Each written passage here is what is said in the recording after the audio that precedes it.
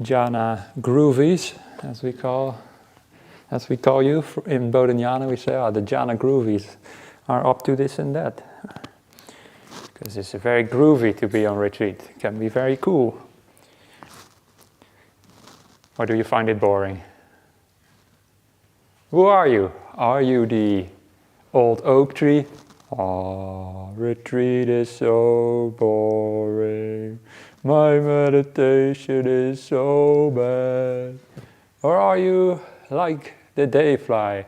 Bzz, bzz, another day for meditation. Bzz, another day in Jhana Grove.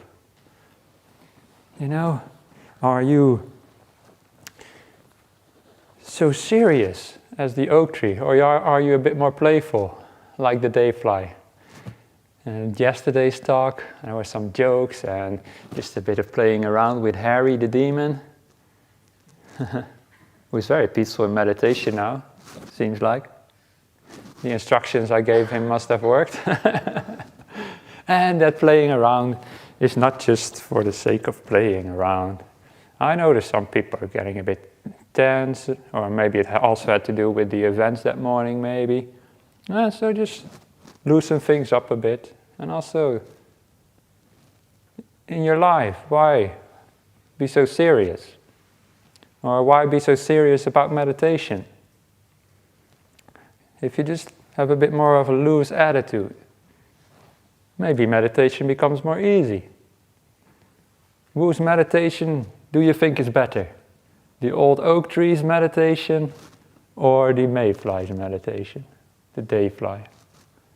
I think the dayfly, because the dayfly is happy to be there, yeah, and just happy playing around, and so that's what we sometimes do as well. And I say that because in a moment I will explain some very serious things about how to still your thoughts. And I know some of you will take that super seriously and very analytically, but my advice to you is play around with these ideas. Yeah? And don't see it like some kind of rules you have to stick by, but more like a kind of a recipe that you can adjust to your own desires. When I used to do cooking, and I liked to cook when I was not a monk yet. I just liked to make Indian food, and at least what I thought was Indian food. And all sorts of stuff, actually. And I just never had a real recipe that I followed. I just sort of played around and sort of put some stuff in and so see what it comes out. And yeah, usually it was pretty bad, actually. No, it wasn't actually. But it was pretty good, actually. And you enjoy the cooking. Yeah, because actually I didn't really mind what kind of taste came out. I just wanted to enjoy the cooking itself. And that was what made it very enjoyable. And it's the same in meditation. You can play around a bit and don't be so strict with yourself. Yeah, don't have such high goals. When I was walking up here, I had my bag like this. And I noticed that Sunyako was sticking out like this. Then I was like, I put it like this. And then I went like this. And that made me very happy. Because it's like doing kangaroo meditation as well. Huh?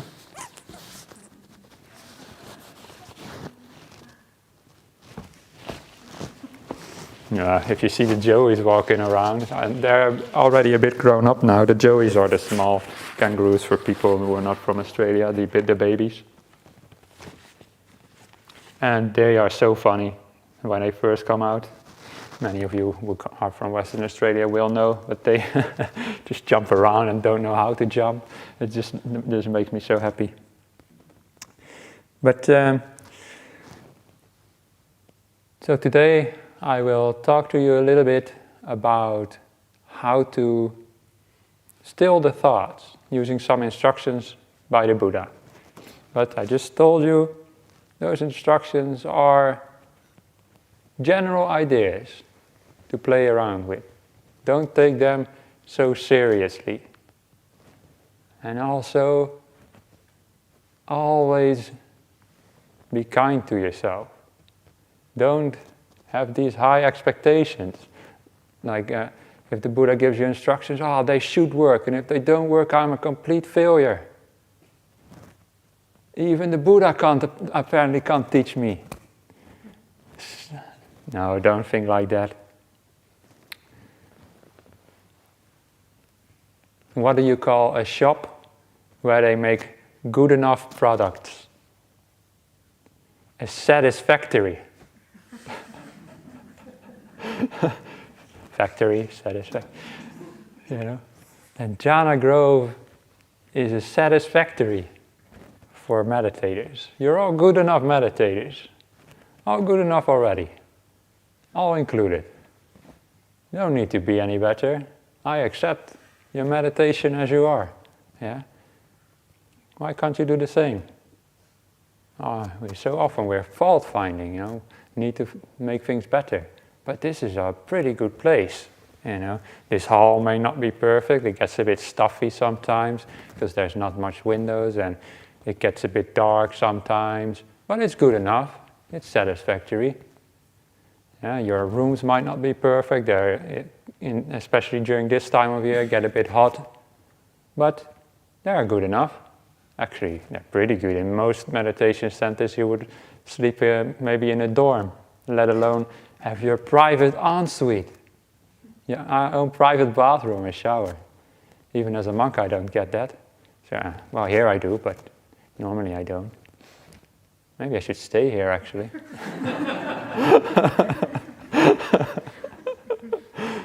That might be an idea. Well, maybe not then Ajahn Brahm comes for his next retreat or whatever, and I'm still there. That might be a bit awkward. No. My hut is also good enough. It's also a satisfactory. And the food here, well, that's pretty top-notch. But if it's not completely perfect for you, I think it's still good enough. We're all still alive, yeah. One person, maybe half.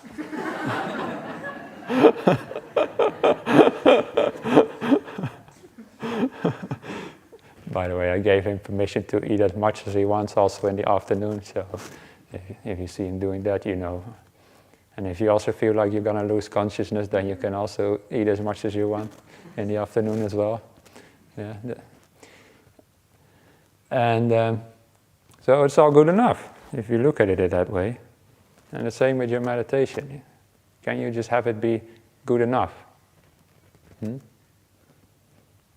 When I sat down for this morning's meditation, I taught myself very similar things that I tell you. I sat down and I was like, I saw my mind was a bit restless, you know. I had one of those nights where you just wake up a bit more restless than when you go to bed. And my body was a little bit tense because I'm not used to these beds. These beds, maybe you think they are good enough, but for me, it's too soft, you know. It's like yeah. So in my heart, I just have some very thin thing. But anyway, it's good enough actually. It's satisfactory.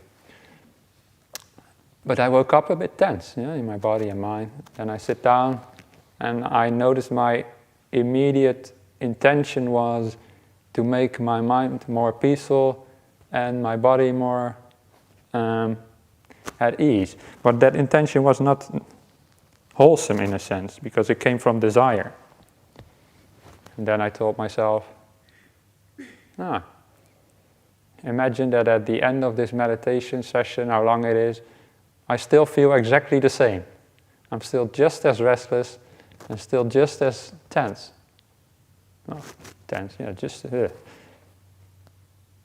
Then, can I accept that? Yeah, that's fine. Okay, well, if I can accept that, then I'm already here where I want to be at the end of the meditation. Nowhere to go. And nothing to do then, because I'm here already where I want to be. And you know, when I had that attitude, you relax. Yeah, so that is always very important when we talk about stilling the thoughts, and I give you some methods in a moment that the Buddha gave. Then always check the underlying intention as well. Why do you want to still those thoughts? Yeah? Is it from desire or out of ill will? And tackle those emotions first. Always come from kindness, contentment, and usually actually that already takes care of most of the problem. Yeah. But if we go and approach our thoughts, yeah, the ever-going commentary in our heads, if we approach that with ill will, then it's like Harry the demon who grows. So always keep that in mind when I give these instructions. And also, do you always need to still your thoughts? Why? Can't you just sometimes just think for a while? When I was practicing in that Thich Nhat Hanh group, we did also these activities together, yeah, meditate together, do the tea ceremony that some of you shared with me, and talk about Dhamma and things, and also we often went for a walk. Yeah, and it was called a mindful walk. Usually we went through the forest or a park in Rotterdam in silence, and just walk together in a group slowly. And nobody ever really told me what the purpose of mindful walk was, but I thought mindful walk, okay, yeah, I have to slow my thoughts down, be in the moment. Okay, that is a good goal, but at some point I noticed that just wasn't really working because I was trying too hard. And one of my friends, she didn't really, I didn't really tell her about that or whatever, but when we were sharing Dhamma, then she just said, when we go on a mindful walk, sometimes I just like to think about things. And that was so brilliant for me at that moment. Oh yeah, why do you always need to still the thoughts? Sometimes just think about things. Because then you don't have that ill will towards your thinking, you know. Yeah, I can just go for a walk, I can meditate another time, right? Just go for a walk while thinking, I mean. Sometimes you can even sit down and think, why not? And that takes away so much of the burden of always having to still your mind. So what I now do as a monk often is I just set a certain amount of time when I feel like it that I can just think as much as I want. Whatever I want. Nonsense. Anything. And then usually I do that when I go on a walk and I don't set any goals. I forget about meditation altogether in a way. I just go for a walk and think a little bit. Yeah. And that just takes away some of that tension. And usually you can also come up with some good ideas when you do that. So you don't always have to still the thoughts, right? Even the Buddha had to think about things from time to time, yeah? Think about what is monastics were doing and how to get them to behave better. Maybe also think about where to go the next day, those sorts of things.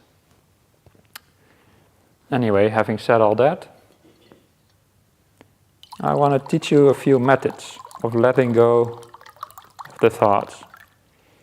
Because it was actually, I promised that yesterday at some person's question about how to stop thinking. By the way, if this talk does not apply to you, if you don't struggle with thoughts in your meditation, then you can leave. You don't have to sit here. You can just go and meditate. Oh, okay. Everybody's still here. Yeah, so we're all struggling with that from time to time. Yeah, please keep that in mind as well for that kindness. It's very normal that the thoughts come up in meditation. So I want to talk to you about a discourse in the Majjhima Nikaya, a sutta. Majjhima Nikaya is a certain collection of the Buddhist texts, and that is called the Vitakka Santara Sutta, and that means something like how to stop thinking. The discourse on how to stop thinking. See, the Buddha even gave these instructions to his monks and nuns and lay people. So also in the time of the Buddha, people had exactly the same kind of minds. And this sutta is Majjhima Nikaya 20. I'll put on a little summary on the board later, so you don't need to take notes or whatever. And it's a very practical sutta, because in this sutta the Buddha gives 5 general ways to approach your thinking and see if you can still that thinking. Yeah? Vitakka Santara literally means the stilling of the thoughts. And I say there are general ways because you'll see in a moment what I mean by that. So, the first approach the Buddha suggests is to replace the thoughts you're having with some more wholesome thoughts, something more beneficial, something more helpful.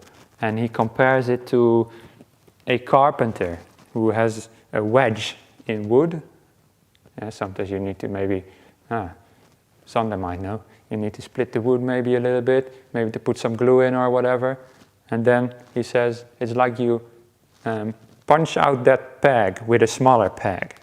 You can't just pull out the peg, it's too stuck. So you use a smaller peg or a smaller wedge to get out the bigger peg. So this is to replace certain very intrusive and unwholesome thoughts with something more wholesome, more helpful thoughts. And I'll give you a moment to just reflect for yourself what that could mean. And I don't need you to speak up and give me an answer, but just what are some examples of that? What could that be?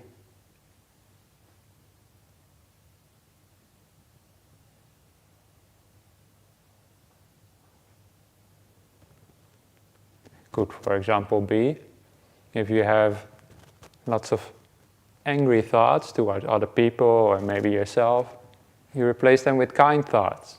Yeah? May that person be happy, may I be happy. So you replace ill will with metta. Then you still have thoughts, but usually the thoughts of metta are much easier to let go than the thoughts of ill will. The ill will is much more sticky, in a sense. And it could also be that you have some thoughts maybe of sensual desire. You sit in meditation in the morning and all you think about is the lunch at Jhana Grove. Or maybe you think about the chocolate in the afternoon or whatever. And you might think, might taste nice, but it's just for half an hour or something. And then that's the end of that. So why would I desire that so much? Yeah, that's a kind of impermanence which you can use to also counter desires. Or maybe you're just, maybe a bit more practical, you're just thinking about your life outside of Jhana Grove. Your work, your Dhammasara monastery, your family. And you might think instead, but I'm not there, I'm here right now. Yeah? And also think that, actually that fits, what I'm thinking about now fits better on one of the other categories. But this category is about replacing one thought with another more subtle thought. Punching out a big peg with a smaller peg. And you can do that in all various ways. That is the first method the Buddha suggests. And the second method he suggests is to reflect upon the problems that the thoughts might have. And most of these things I've already touched upon without specifically mentioning that they are from this sutta. I already said, how helpful is it to plan a whole conversation ahead of time? Yeah, that conversation almost never anyway, goes the way that we planned. So all that planning Is it really helpful for you? Or does it just create more burden and more suffering? And it takes some trust in silence to get back to that beautiful concept of silence.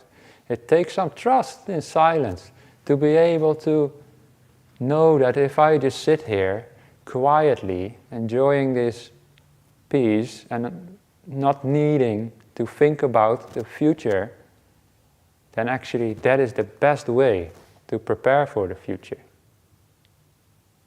Often, sometimes you do need to plan a little bit, as I said before, but that planning we don't do just once, no, we do it over and over again, over and over again.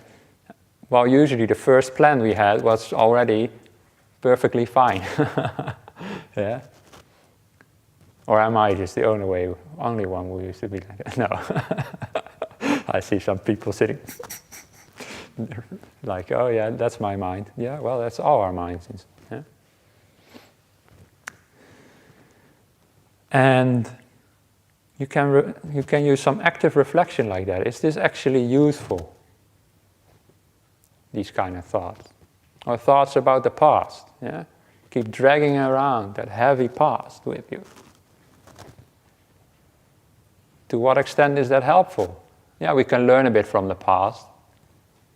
Yeah, but often we learn that very quickly. And we don't need to think again about the same thing to learn what there is to learn. Just thinking about it once is often already enough. So that is to reflect upon some of the drawbacks or problems of the thoughts. Sometimes it's translated as dangers of the thoughts. That sounds to me a little bit too scary, the dangers. Thoughts are not dangerous, but they do have problems. Yeah, they do have some drawbacks. Adinava is the word in Pali. And the Buddha compares it to, imagine like a handsome prince or princess. Or maybe in the modern days, a handsome pop star. Yeah? I don't know who are the handsome pop stars right now, but the Buddha says, imagine that they put around their neck the dead carcass of a dog or a cat. They would be repulsed by that.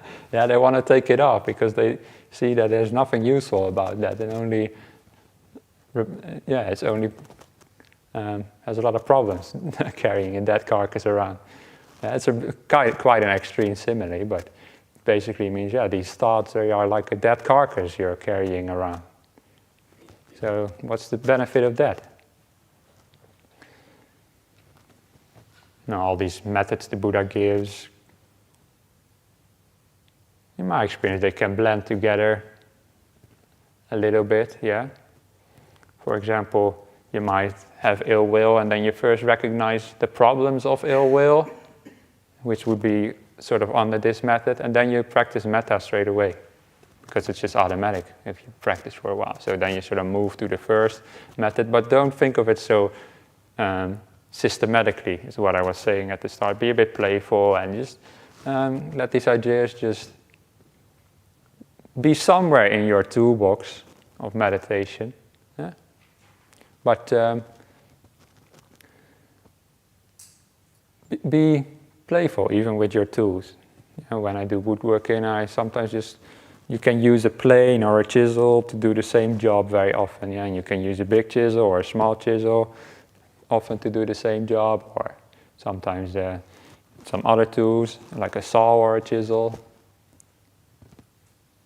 When I do the woodworking, I like to do it by hand because it's a bit more, old-fashioned and a bit more peaceful.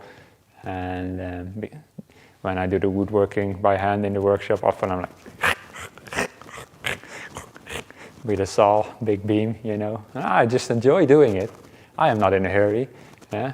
And all the other monks come by and say, oh, we have an automatic saw here in the back. Or in the workshop as well. Or when I do it with a chisel, they say, oh, we got this machine planer as well, But those are so loud. So Well, I'm not in a rush when I do that. Of course, I've got the benefit of living a monastic life. We can do jobs as slowly as we want to. But it's the same in meditation. You don't have to get out your huge planer all the time and get rid of these thoughts straight away. You slowly chisel away. Anyway, why was I getting with that? Oh yeah, that was the second. And first I did. That can already be many years of practice.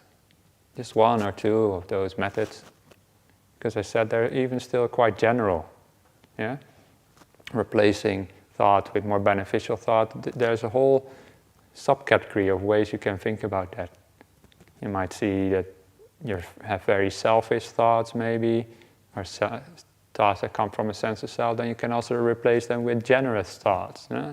Giving and so forth. So there's all sorts of sub-ways to do that. Same for the second, with thinking about the problems of thoughts. There's many ways to do that. And under that also comes contemplating the benefits of silence. Those are two sides of the same idea. Now the third and the fourth I often mix up which comes first. It doesn't really matter. But I believe the third is to put aside the thoughts, to forget the thoughts, is what it literally says in the Pali. And then the word is asati, so non-mindful of, so not keeping in mind, forgetting, putting aside the thoughts. Now, what would that mean in your meditation or in your practice? Did we do any of those things during this retreat, putting aside the thoughts? For example, when we walked up the gate, we put aside the bags of the past and the future, and we just walked into the present. So we just put those thoughts aside. We don't need them right now. Right now we can be without those thoughts. And we don't need to necessarily replace them with something specific, like in the first instruction, but just put them aside and know that we don't always have to keep thinking these thoughts. Another way to do that would be to, instead of the thoughts in your head, focus on the silence that is between the thoughts, or the silence between my words.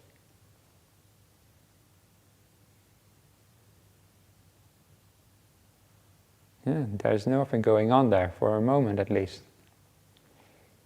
So it's like putting aside the thoughts and preferring the silence between them.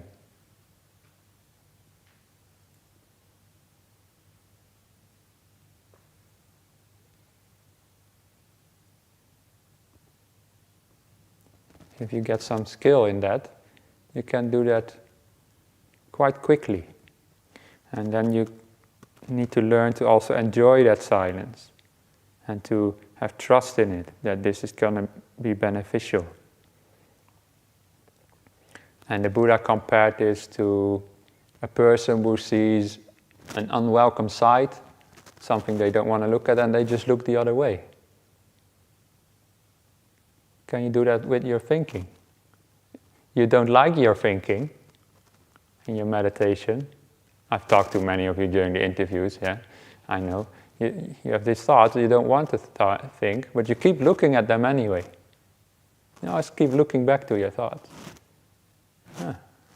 Always looking back. Can't you just look the other way? Look at the non-thoughts, the silence in between. Or I also like to think of it as the silence beneath the thoughts. Because if you look at the silence in between, sometimes it's just very short, but you can feel there's like a silence that's sort of going on beneath them as well. Like I said before, the depth of the ocean is still, and the waves are just on the top. So just to hone in on that depth below the thoughts. That's one way to sort of forget the thoughts. Put your attention somewhere else. Put your attention away from the thoughts. Wow, that's another idea you can practice for many, many years and find a lot of benefit in. Yeah? So this afternoon when you might sit down for meditation, or walk meditation, by the way. Who did some walking meditation yesterday after the instructions? Yeah. You can do all these practices as well while walking, of course.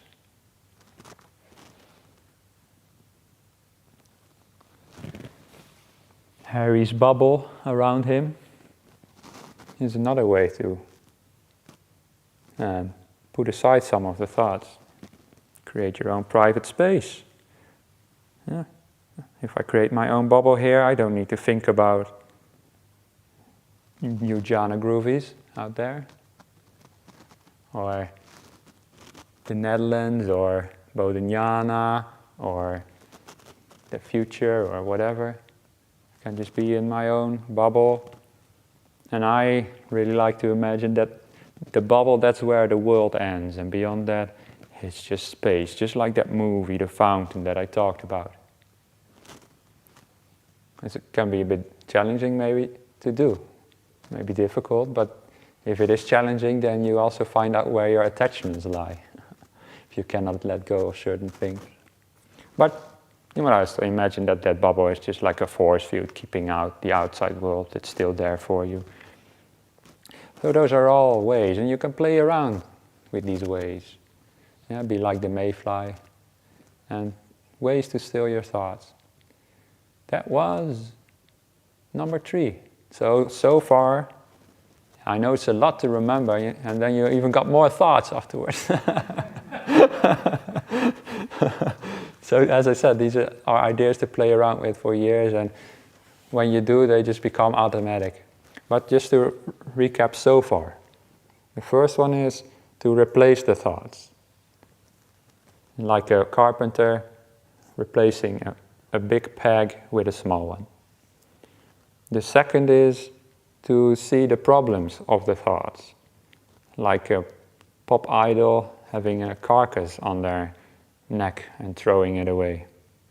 The third, which I just discussed, is to put aside the thoughts. It's like a person just looks the other way.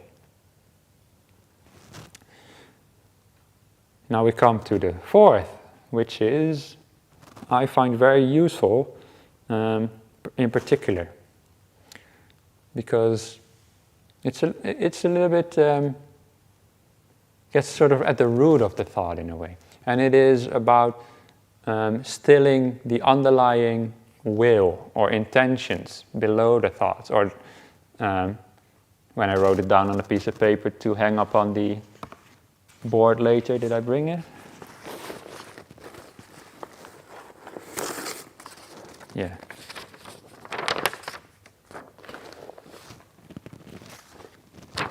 I'll put that on the board there, but I wrote still the underlying. I wanted to write intention, but the paper was too small. So I did still the underlying force below the thought. It's kind of the same idea. What is the energy that's driving the thoughts? And if you can't still the thoughts directly, maybe you can still that energy that's below it, because there's always a cause for your thinking. You want to think deeper down inside. Yeah, sometimes I say the thoughts just come like bubbles and we are the observers. But in a way that's true, but in a way it's also not true, because we also create those thoughts on a more subtle level. And when I was meditating the other day, I told you yesterday, I was sitting in my heart and paying attention to the breathing, because I was thinking about the talk, planning what I was going to say, yeah? And for 20 minutes later, still thinking the same thoughts, yeah?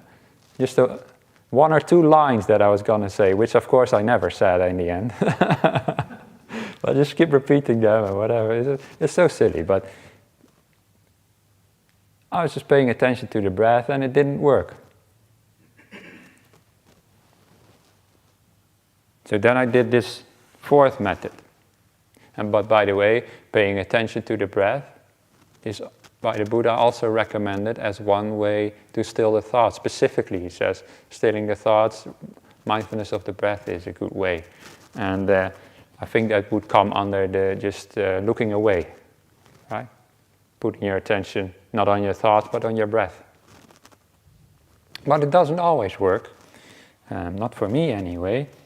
So I realized that after a while. Okay, this didn't work. What did the Buddha teach? And then I remembered. Oh yeah, I didn't remember all these 5 specifically. I actually had to look up the sutta this morning and read them and remember the similes. But I just, somewhere in the back of my mind, it just clicked that I could look at the underlying intentions at those thoughts. And I just saw, oh, these thoughts are coming from wanting to give a good talk, and wanting it to be beneficial for you. And then I thought, oh, that's a kind of desire, actually. Yeah? It's not a very unwholesome desire to want to give a good talk. If you don't care at all about your talks, then I don't know if it would be very beneficial. Then you wouldn't probably not even be here as a teacher if you don't care at all about what you teach. Then when people invite you to teach retreat, you'd say, nah, I don't care. So I do care. So I did see, okay, there's desire there. It also comes from a good place, but it's still a kind of desire. Huh? So maybe I just can give a bad talk. And maybe I've given many bad talks. I'll leave that up to you to decide. But in my mind, actually, that helped. Yeah? Just let go of that underlying desire and just take away that force underneath, that intention underneath. Then you sort of dive below the thoughts. It's like you have, you know, those Jenga towers, the game where you stack all the bricks on top of one another. It's like you pull out the brick at the bottom and then it all falls over. And often below the thoughts there can be some desire like that.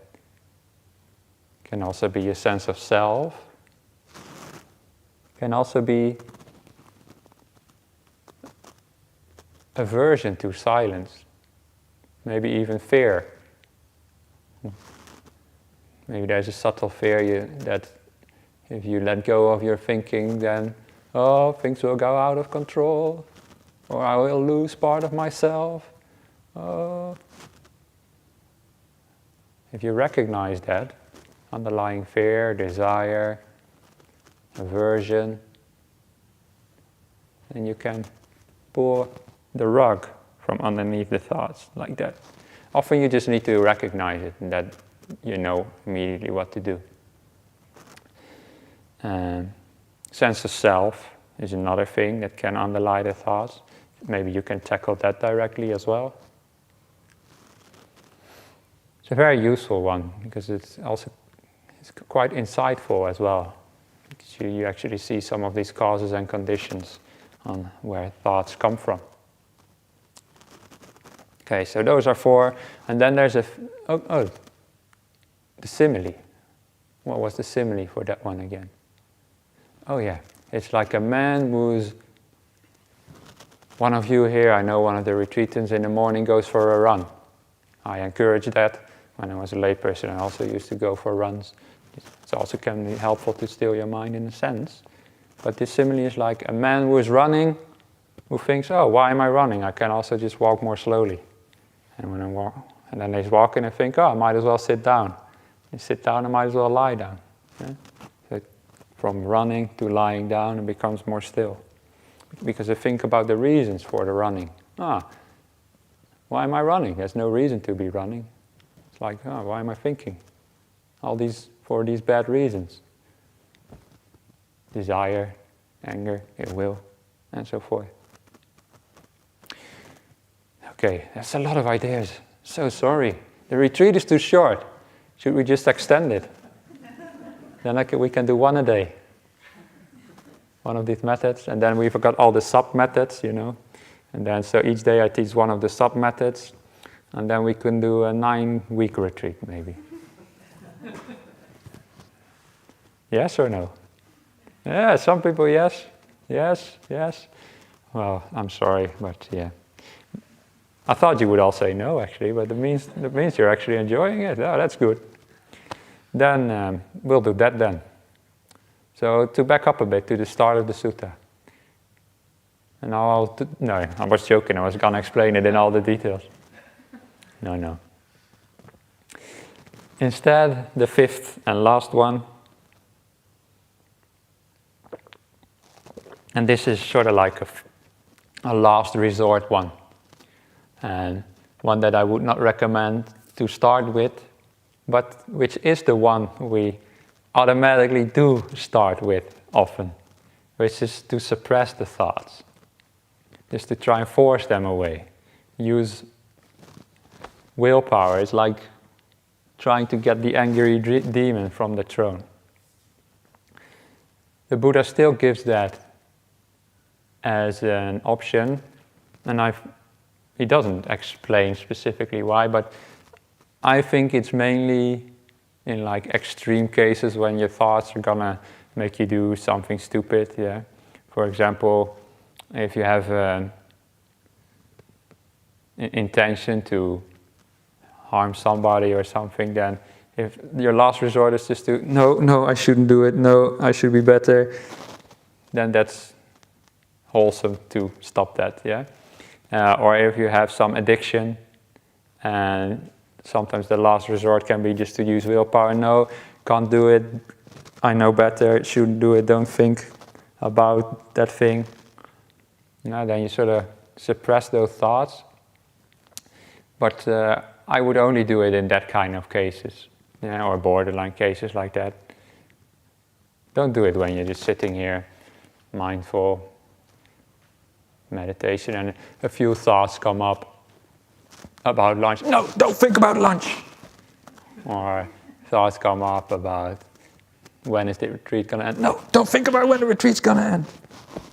Yeah, that doesn't work. Don't do that. So this one is a last resort, and the simile is also quite violent or strong in a way. It's like a strong man suppresses or a weaker man. Puts him on the floor in a chokehold or whatever. I'm extending the simile a little bit. So, those are 5 ways to still the thinking. I'll summarize them in a moment, but remember, always come from kindness. Also realize that it's always an option to still your thoughts. Sometimes you just want to maybe just give yourself some time to think. That's a way. That's also a kind of kindness. And be a bit playful with these ideas and with your mind. Be like the mayfly. Then with that in mind, these are the 5 ways to still your thoughts. Replace the thought with a more wholesome thought. That's easier to let go of.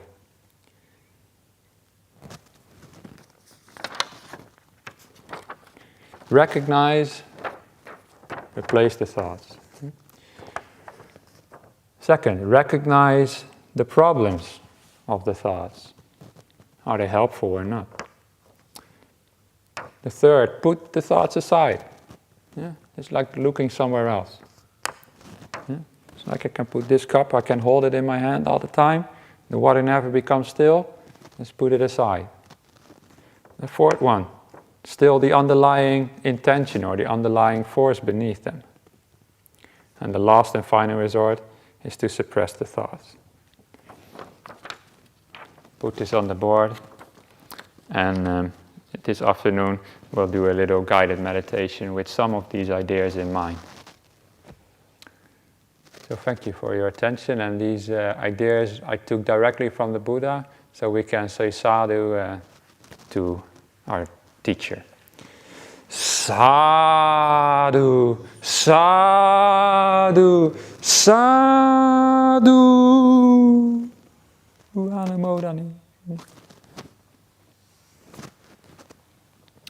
Okay, please spend your hours as you see fit.